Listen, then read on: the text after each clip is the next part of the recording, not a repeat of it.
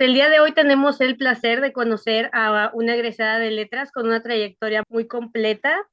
Muchas gracias, Carmen, por estar aquí, por darnos un pedacito de tu tiempo y dejarnos conocerte. ¿Cómo estás el día de hoy? Hola, ¿qué tal? ¿Cómo estás? Pues con muchísimo gusto y con mucho placer de compartir un rato con los estudiantes de mi querida Facultad de Filosofía y Letras de la carrera de Letras Españolas. Muchas gracias por invitarme. Al contrario, muchas gracias por aceptar la invitación. ¿Te parece si empezamos y nos cuentas un poquito de ti, de tu trayectoria? Muy bien, bueno, pues yo me llamo Carmen Alanís. Yo nací aquí en Monterrey, Nuevo León, en 1978.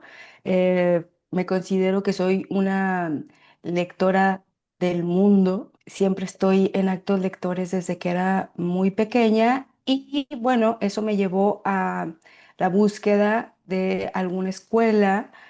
Cuando era adolescente buscaba opciones de escuelas que pudieran brindarme herramientas para continuar de manera profesional leyendo el mundo, ¿no? Y bueno, yo estudié en letras, antes se llamaba Letras Españolas, mi título es Letras Españolas, ahí en la Facultad de Filosofía y Letras. Egresé en el año 2001, estuve del 96 al 2001 y desde entonces he estado en una búsqueda muy importante, como desde que era niña, se continuó esa búsqueda vital entre libros, literatura, escritura, cultura escrita, grupos, proyectos culturales, procesos pedagógicos, ¿no? Y bueno, con el tiempo yo me di cuenta que esa búsqueda anda en pos todavía, después de 25 años ya como de trabajo profesional, después de haber egresado, esa búsqueda lo que quiere encontrar todavía es vínculo, ¿no? Más allá de la bonita sintaxis y la bonita gramática y la bonita teoría crítica y todo eso, es como un medio para encontrar vínculos humanos, ¿no? Para mí esta carrera ha sido eso y eso, en eso me he ido como convirtiendo en esa buscadora de vínculos humanos, en buscadora de otros modos de pensar, en otros modos de interpretar el mundo, en otros modos que tienen otros seres humanos de encontrar sentido a la vida, ¿no? Entonces, más o menos así ha sido como esta reflexión que pues no se termina gracias a la vida y gracias a las personas y por supuesto gracias a la literatura. Es una forma muy bella de verlo, esta forma como de, que tú dices, de navegar y conectar el mundo mediante la palabra escrita. Es muy, muy Sí, bella. sí, porque nos podríamos quedar en una parte, o yo me pude haber quedado en una parte muy encerrada en el libro como objeto, ¿no? En el libro como un objeto de culto, en el libro como en esta idea sacralizada que tenemos del libro o de la literatura como algo que se disecciona, como algo muerto que se disecciona, ¿no? Pero gracias a la vida encontré modos de más bien que esa sea la vía, ¿no? La palabra y el libro es la vía para encontrar con otras personas y para desencontrarnos también, ¿no? Para vincularse. Y me ha encantado ese proceso, ha sido muy complejo, difícil, esperanzador de momentos, completamente desesperanzador por otros momentos, ¿no? Ha sido como un altibajo muy interesante, muy bello. Y finalmente es el reflejo del espíritu humano, ¿no? El espíritu humano está lleno de matices, igual que los matices que están en la literatura, puesto que son un producto de una ensoñación del ser humano. Y ahí andamos, desde los últimos 25 años en estas reflexiones hemos andado. Pero sí, es que es complicado más de lo que la gente le da crédito, el vivir del arte que tanto le apasiona a uno. Y hablando de vivir del Sí. arte, en tres verbos, ¿nos podrías contar qué haces, en qué consiste tu vida laboral, por favor? Eh, Uno ha sido el verbo servir, porque desde que empecé mi trabajo en el 2001, mi trabajo profesional en letras, he tenido oportunidad de estar en el servicio público en algunos momentos. O sea, como unos momentos estoy en el servicio público como servidora pública en áreas de cultura y luego no se puede más y luego continúo en otras cosas, ¿no? Pero bueno, por un verbo es servir. El verbo servir para mí me ha sido muy indispensable. He trabajado en la gestión cultural en el servicio público, haciendo gestión de espacios. Mi primer trabajo profesional fue en el Consejo para la Cultura y las Artes de Nuevo León y estaba como servidora pública en el área de literatura con Jesús Rodríguez, que es un gestor cultural que también, por cierto, es egresado de Filosofía y Letras, pero él es de egresado de Historia, y él estaba encargado de la parte de estímulos a la creación o las becas o los estímulos económicos para los artistas, ¿no? Entonces mi primer trabajo fue en esa área, recibiendo las solicitudes de becas de muchos otros artistas, ¿no? Y desde ahí empecé y luego en otros momentos he estado en el servicio público como coordinadora de una casa de cultura en García, Nuevo León, y luego recientemente como coordinadora de la Casa de la Cultura San Pedro, en el municipio de San Pedro. Entonces, por ese lado es esa parte, ¿no? Gestión cultural institucional. Luego, en la parte de, otro verbo es mediar o enseñar, que es parte también de mi desarrollo muy importante y muy bello, en donde he estado haciendo diseño y ejecución, coordinación de programas de lectura y escritura para instituciones públicas y privadas. Yo inventaba mis propios proyectos y programas de fomento a la lectura, le llamábamos antes, ahora le llaman mediación de lectura o mediación sociocultural de lectura. Ha ido cambiando la nomenclatura también a lo largo del tiempo. Y entonces, bueno, esa es como otra segunda parte, la creación de programas didácticos, ¿no? Como el diseño instruccional. Entonces tiene que ver eso con el verbo enseñar o compartir conocimiento. Y actualmente en esa misma área me inventé el año anterior un proyecto que le puse como título Script, que es un proyecto personal independiente, ajeno ya a las instituciones públicas y privadas, lo inventé yo. Es un proyecto personal de educación literaria mediante talleres de escritura en línea. Es clases de literatura, de creación literaria, de escritura terapéutica en línea, ¿no? Entonces esos han sido como mis verbos, como em, servir, enseñar y crear. Wow, bastante interesante. ¿Cuándo empiezan los cursos? Si no te importa que pregunte. Lo de los cursos y talleres de creación literaria, fíjate que esto lo empecé en el mes de como enero y ya todo este año, ya voy a cumplir un año sacando la convocatoria y cada curso lo estoy haciendo ahora en una estructura de 7 semanas. Es una combinación que me ha dado mucho placer, mucho goce, pero también mucha más responsabilidad porque todo lo hago yo.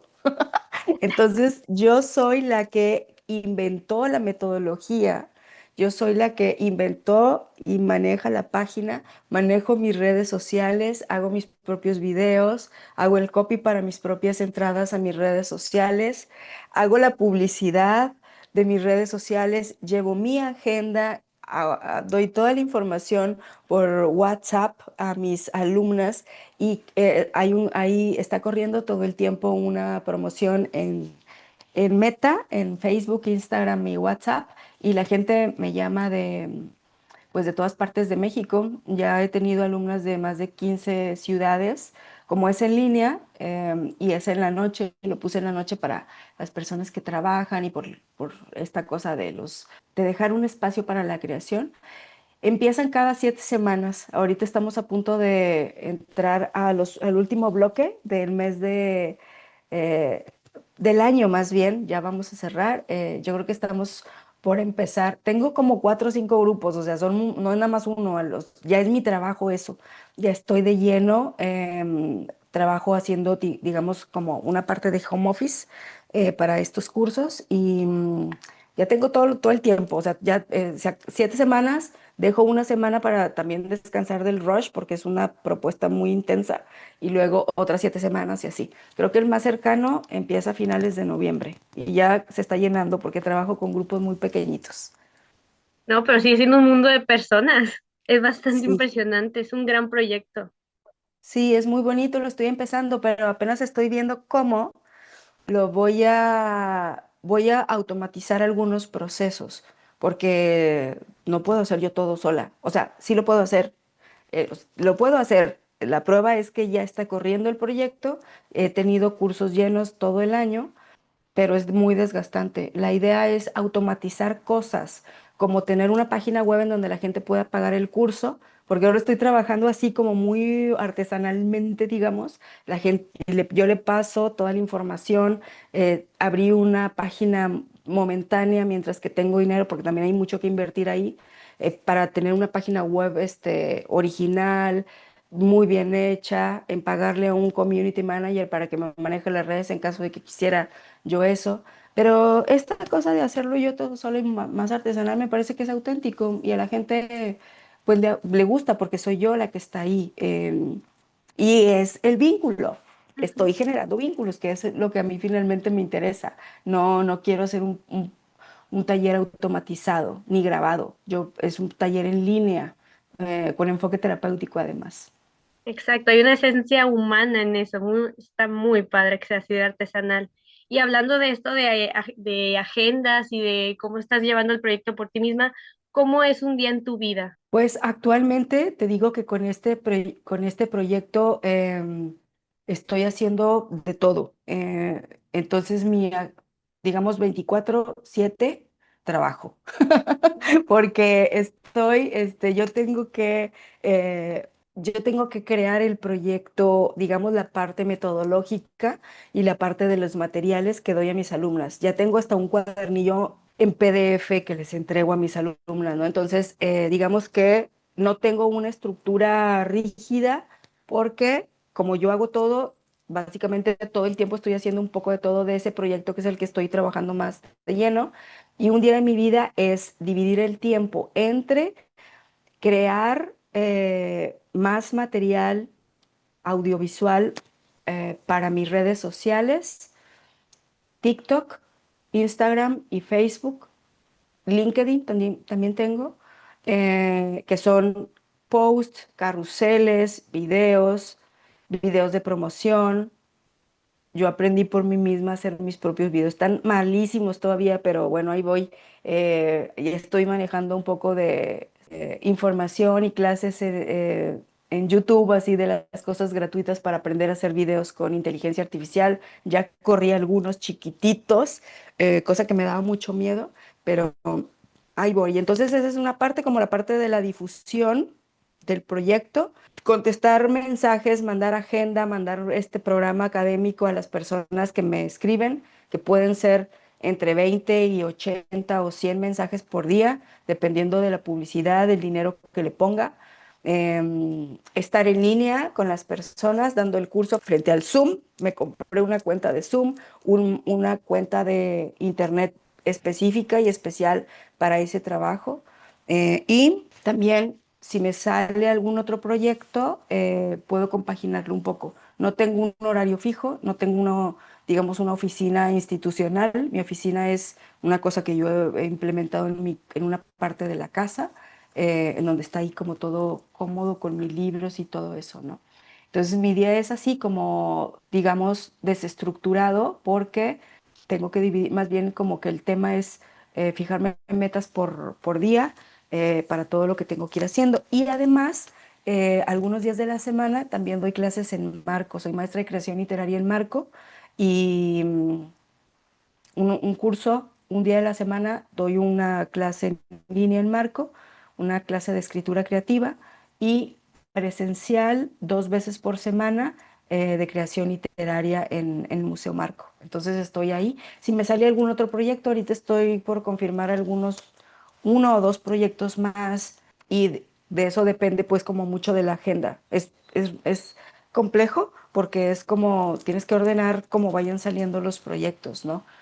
No como cuando tienes un trabajo fijo, que estás de 8 a 6 y se acabó. Y está, pues me parece, como he estado variando entre esa cosa fija y esto independiente, pues cada espacio tiene lo suyo. Sí, pero esa flexibilidad es el sueño de varios de letras, ¿no? Con eso soñamos, no estar anclados a una oficina. Y hablando de estos talleres que ofreces en Marco, ¿cómo ha sido la experiencia de llevar esos procesos de creación y de enseñanza en espacios de arte que no necesariamente son escritos, como este entorno interdisciplinario?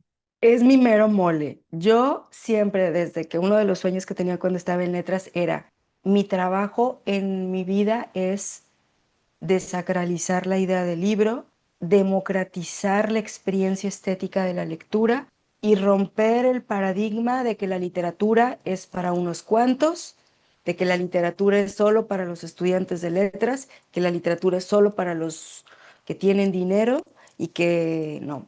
Yo en los 90, en mis primeras experiencias lectoras, yo dije, esto tiene que ser para todos, es demasiado bello y demasiado hermoso y demasiado gigante como para que siga la idea burguesa tan antigua de que eso solo le pertenecía a cierta clase social, ¿no?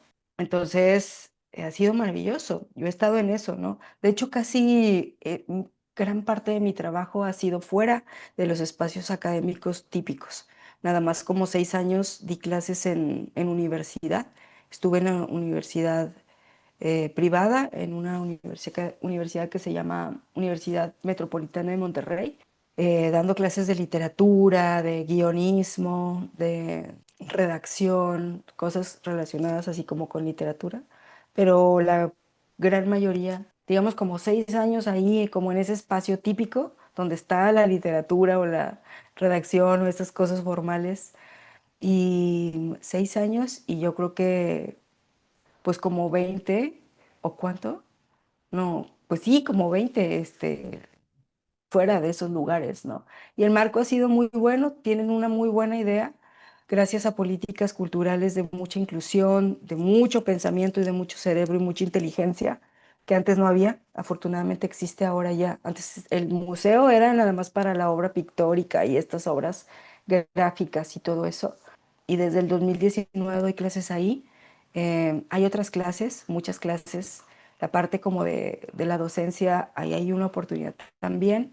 Hay clases de barro, de cerámica, de fotografía y desde el 2019 estoy con creación literaria y escritura creativa en Marco. Y ha sido genial, ¿no? La gente además hacemos vinculación entre la obra pictórica o gráfica y la literatura. A veces van a visitar las salas y luego con eso trabajamos en texto literario, haciendo la vinculación propia, ¿no? Directa. Ve a ver la expo y luego vemos, escribimos, ¿no? Así Bueno, y es. ahorita que tocaste el tema sobre tu perspectiva al principio de tu carrera, ¿nos podrías platicar un poco de tu experiencia de cómo entraste a la carrera y cómo saliste, cómo fue esta experiencia, con qué sueños llegaste y cómo cambió tu perspectiva conforme la fuiste como estudiando? ¿Cómo llegué? Pues yo creo que lo que yo quería era justamente encontrar como, desde que era niña tenía como la necesidad de entender el mundo, porque no le entendía a nada,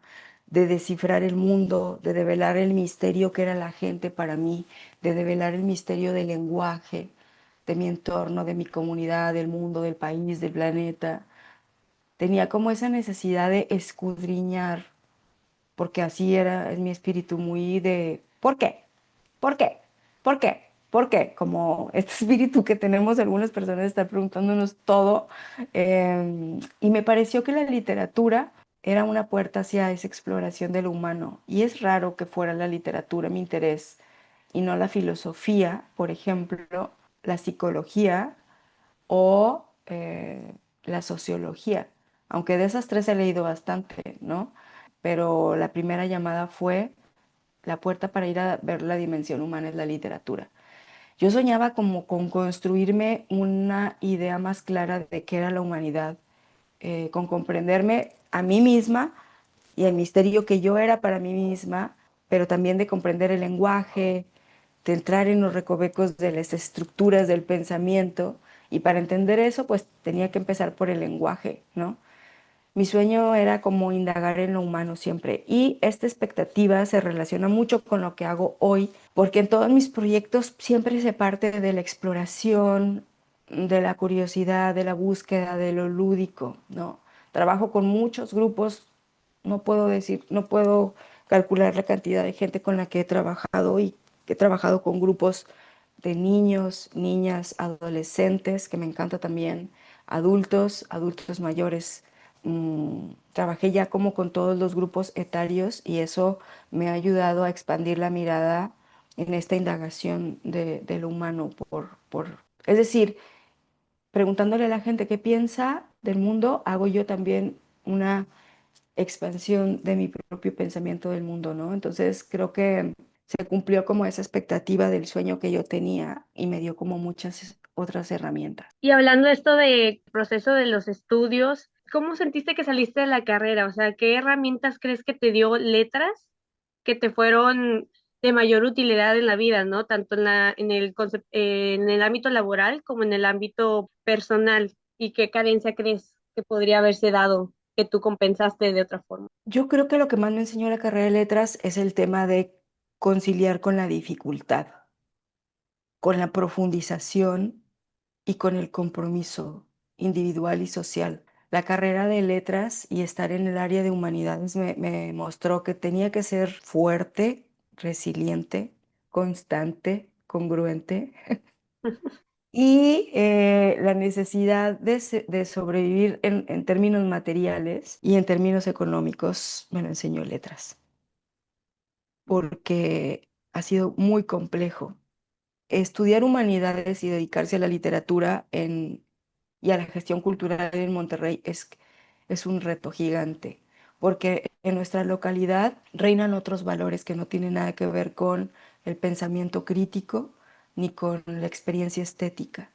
Hay otras cosas que reinan, ¿no?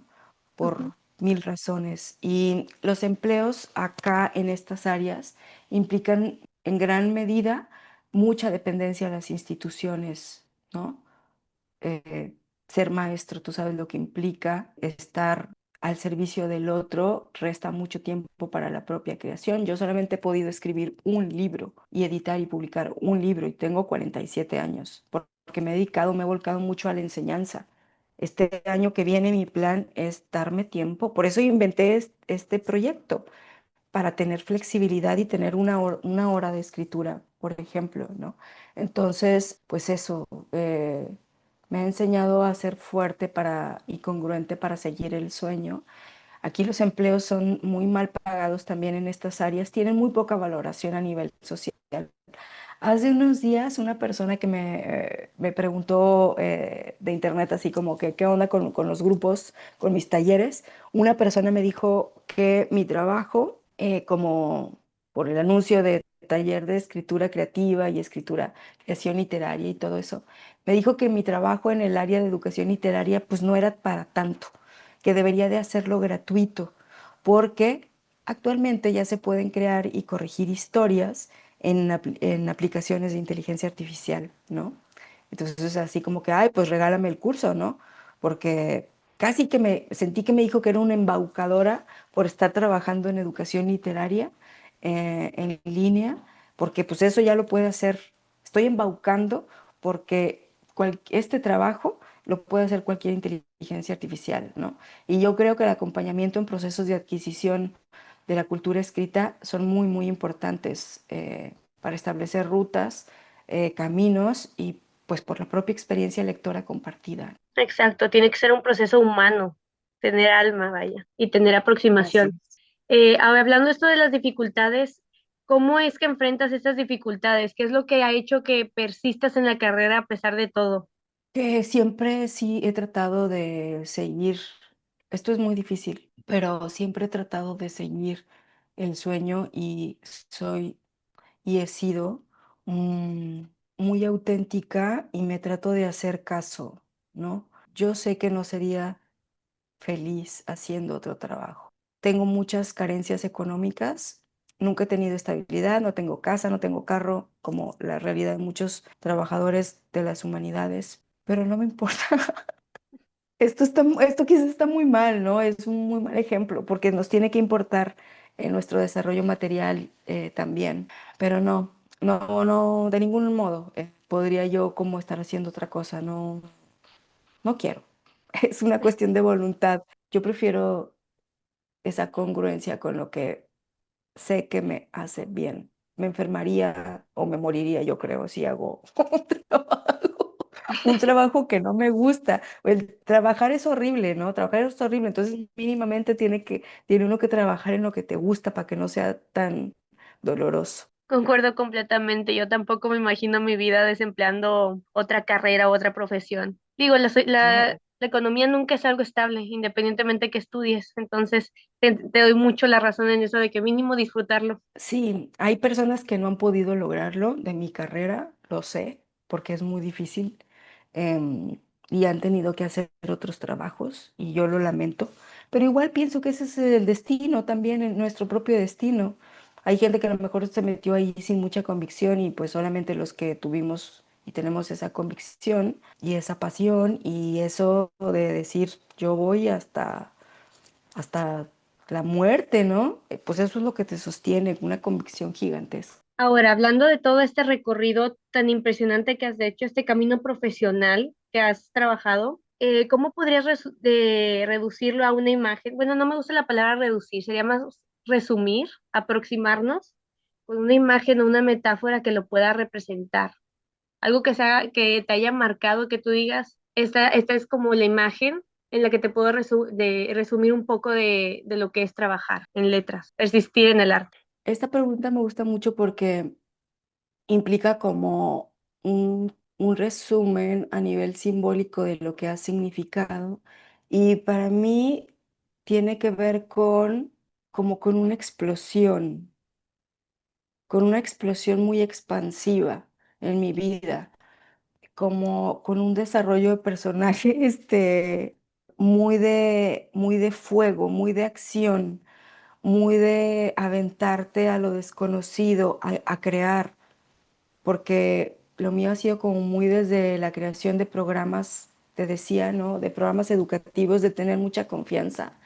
Y entonces me imagino así como a nivel simbólico en mi vida esta experiencia como algo que explota, como un montón de fuegos artificiales o como una cosa de pólvora, que yo era como la pólvora seca. Y luego con el chispazo de letras explotó aquello y se hizo gigante e iluminó mi vida. Con el fuego, definitivamente con el fuego que arde, con eso es que puedo yo relacionar todo lo que me dio esta carrera. Es una forma también muy bella de verlo, este impacto, ¿no? Hablando Sí. ya como a las generaciones próximas, los que nos queremos egresar en la carrera, los que queremos todavía persistir en este arte, ¿qué áreas de oportunidad notas que podríamos trabajar nosotros o que deberíamos aprovechar? Definitivamente, yo te cuento que yo nací en el 78, yo vengo de escribir a mano, luego a máquina, después en el teclado de una computadora gigantesca y luego en un celular. Yo soy de la generación X y me tocó esa transición digital. Todavía me espanta y todavía me asusta pues la rapidez de tantos cambios tecnológicos. Y en ese sentido yo creo que a la generación actual de letras y a las que vienen, les va a tocar un momento crucial, estar, vivir y crear de lleno ya en la era de estas tecnologías, ¿no? La convivencia con las tecnologías y con las inteligencias artificiales les va a tocar lidiar con este nuevo modo de procesar el pensamiento gracias a la influencia de estas herramientas, ¿no? Porque nuestro cerebro va cambiando también con estas herramientas tecnológicas. El cerebro definitivamente va cambiando. Yo pienso ahora, yo veo, por ejemplo, en mis cursos, que antes yo podía preparar un curso y la gente podía estar tranquila sin moverse 35, 40 minutos, un adulto promedio. Ahora 15 ya es mucho. La capacidad de atención y de retención y todo eso es por el escroleo, es por el... Antes en la televisión era el zapping, que era cambia otro canal y ahora es... Pero había un control remoto y estabas lejos del aparato, ¿no? Ahora lo tienes en la mano, entonces le vas haciendo así y al scroll y estás... O sea, la capacidad de atención está siendo reducida y eso cambia el cerebro.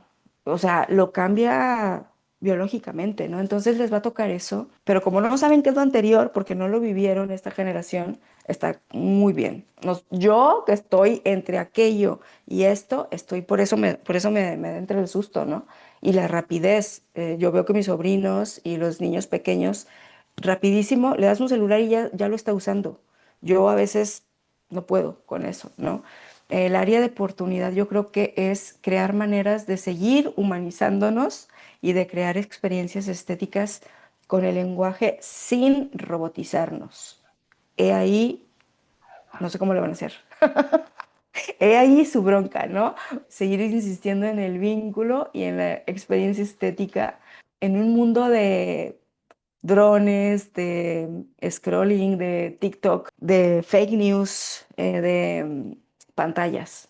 Ahí está la chamba. Pues sí, muchas gracias por tus respuestas, la verdad, por el tiempo, por permitirnos conocerte. La verdad es que fue muy enriquecedor. La verdad estábamos muy fascinados con la idea de entrevistarte, entonces eso sí te lo queremos agradecer mucho, porque muchos entran a la carrera, pero no se imaginan qué van a hacer después de estudiarla.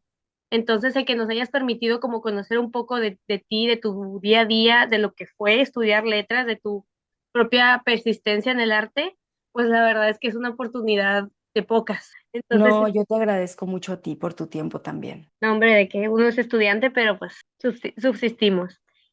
Por Ujú. último, me gustaría proponerte un pequeño reto, que es básicamente, vamos a crear una frase. La tienes que completar. Sería egresado de letras con LD. Luz. Increíble, muy buena imagen, preciosa imagen. Bueno, la verdad es que te lo vuelvo a agradecer. Estaremos en contacto y pues esperamos poder coincidir contigo en tus cursos. La verdad es que creo que a todos nos encantaría estar presentes ahí. Muchísimas gracias, gracias por tu tiempo. Un saludo para todos tus compañeros, para mis queridos compañeros maestros que ahí están dándolo todo. Aprovecha a tus maestros que son personas muy bonitas y con mucha inteligencia y mucha sensibilidad. Aquí estamos, seguimos a la orden para cualquier cosa. Igualmente, ten un excelente día. Muchísimas gracias. Un abrazo, Un abrazo. gracias.